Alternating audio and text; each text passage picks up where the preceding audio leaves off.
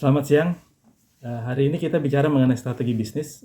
Utamanya kita bicara mengenai strategi bisnis yang disebut sebagai unsolicited bid ataupun penawaran atas aset yang secara formal tidak sedang ditawarkan oleh pemiliknya. Jadi unsolicited bid ini adalah salah satu strategi yang sangat penting bagi perusahaan dalam kaitannya dengan upaya untuk pengembangan perusahaan melalui jalur ataupun melalui track non organic growth ya. Jadi kita tahu ada dua jalur atau dua track bagi perusahaan untuk mengembangkan usahanya. Yang pertama yang disebut sebagai jalur organik atau organic growth.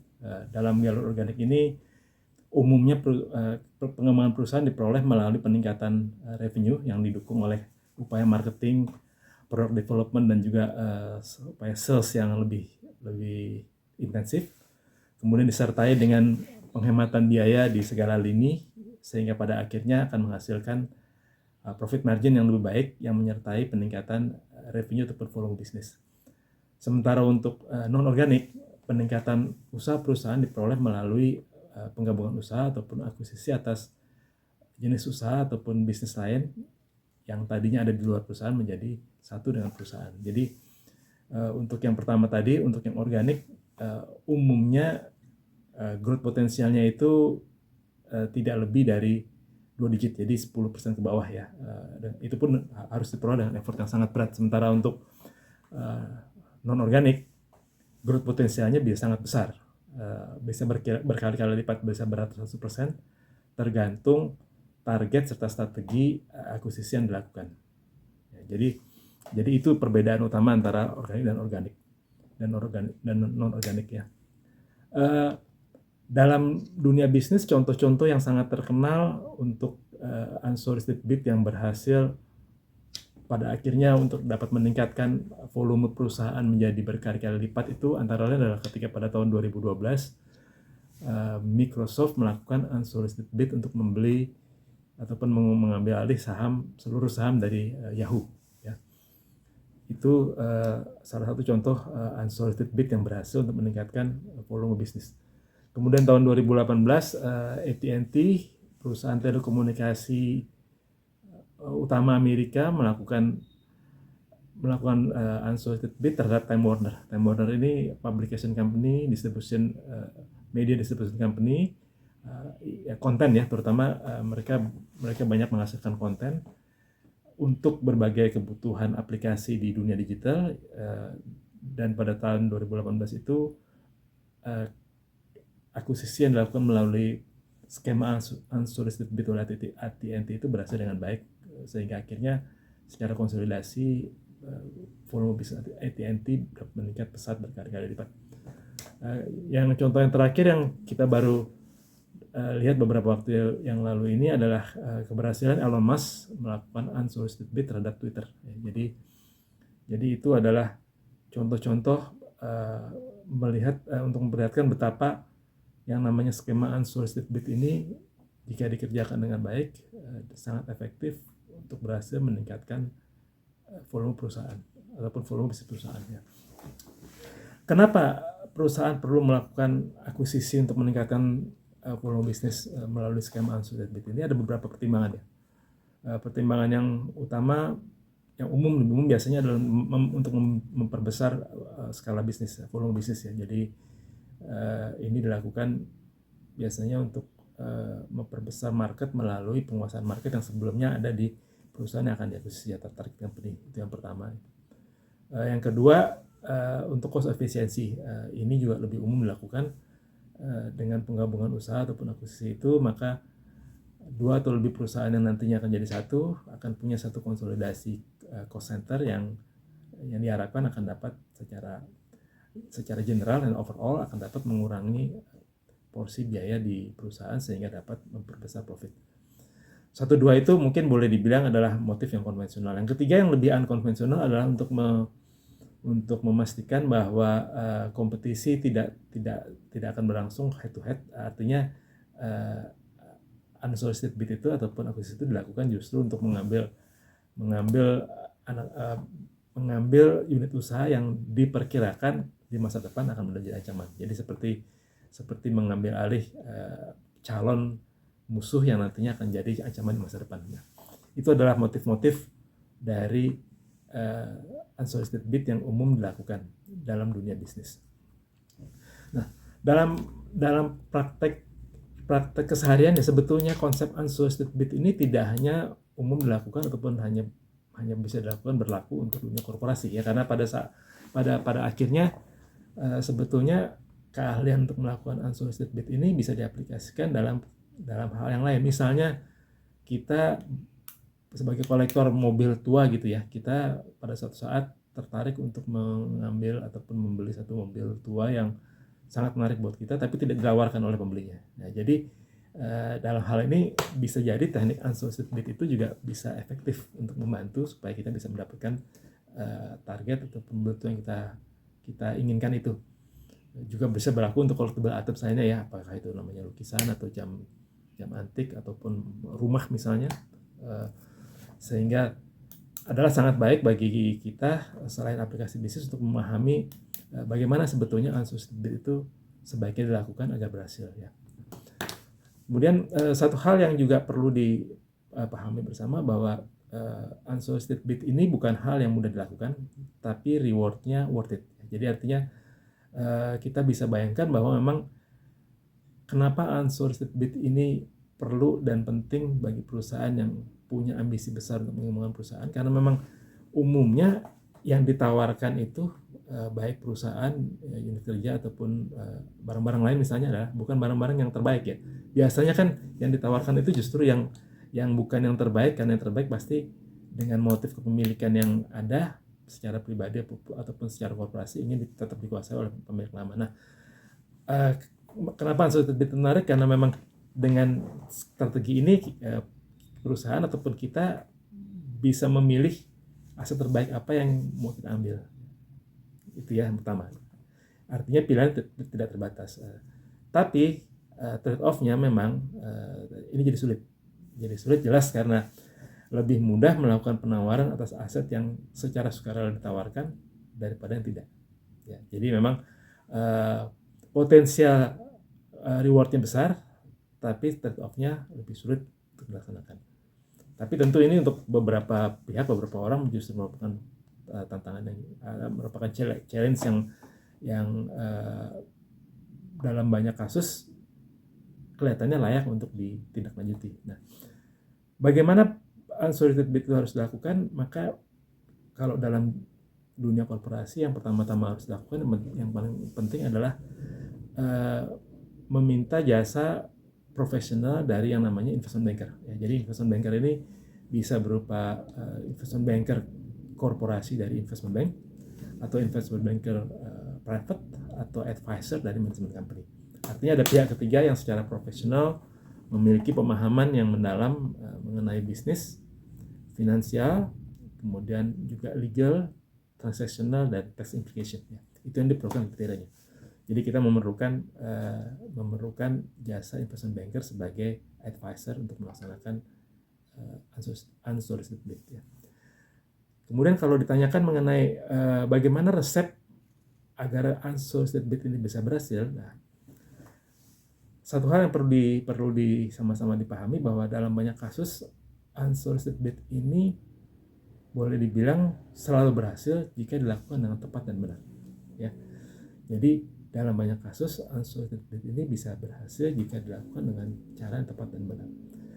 Cara tepat dan benar itu ada 3 komponen yang mesti diperhatikan dan bersama-sama dari awal dibahas, kemudian didiskusikan terutama antara klien dengan investment bankernya, dan setelah itu bersama-sama dengan pihak pendukung lainnya, ada advisor, ada legal advisor, mungkin ada perusahaan penilai, ada notaris, itu dieksekusi dalam bentuk transaksi. Nah, yang pertama-tama harus dilakukan adalah dari pihak investment banker bersama pihak principal ya, owner yang pihak yang akan melakukan akuisisi atau melakukan unsolicited bid ya, harus dengan jelas mendefine target apa yang akan diinginkan dan kenapa itu diinginkan. Ya, jadi itu dari awal tuh harus jelas. Jadi sasarannya harus bersama-sama define dengan jelas supaya jangan sampai kita setengah jalan ternyata nanti disadari bahwa ini bukan target yang tepat. itu kesalahan fatal. Jadi lebih baik kita kerja keras di depan bersama-sama mendefine target itu yang mana. Ya, target yang mau diambil itu yang mana. Misalnya kita sekarang adalah perusahaan startup di bidang distribution ya logistik gitu. Maka dari awal kita udah bisa mendefine apakah kita akan mengambil jenis usaha yang lain untuk membesar volume atau kita malah mau masuk lebih ke hulu, lebih ke hilir, masuk ke tracking company-nya, atau malah ke ujung dari supply chain bisnis ini, yaitu masuk ke shippers ataupun perusahaan logistiknya. Ini yang dari awal harus di-define, yang mana target yang mau diambil. Itu yang pertama. Kemudian yang kedua, dari yang pertama tadi harus dilakukan riset yang ketat ya. Jadi yang pertama tadi sebelum muncul sampai ke define, kita harus dengan ketat melakukan riset kalau bisa bukan cuma satu angle, tapi dari beberapa angle supaya kita bisa tahu pasti mengenai target yang mau diambil. Yang kedua, momen. Nah, momen itu juga penting. Nah, momen ini membutuhkan sensitivitas. Jadi memang penawaran dalam banyak kasus penawaran unsolicited bid yang berhasil itu memang dilakukan pada saat momen yang tepat ya. Jadi kalau ambil contoh kemarin yang terjadi dengan Twitter ya, momen yang tepat itu adalah pada saat pemegang saham merasakan ketidakpuasan pada manajemen melihat growth potensial Twitter yang boleh dibilang stagnan. Jadi pada saat itu kan sebetulnya Twitter itu adalah undoubtedly ya, tidak diragukan lagi adalah pemain utama di bidang microblogging ya, di pesan singkat di internet ya.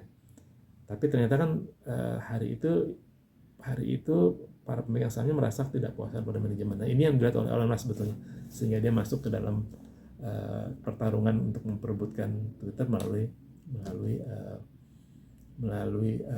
unsolicited bid-nya, kemudian berhasil ya, momen.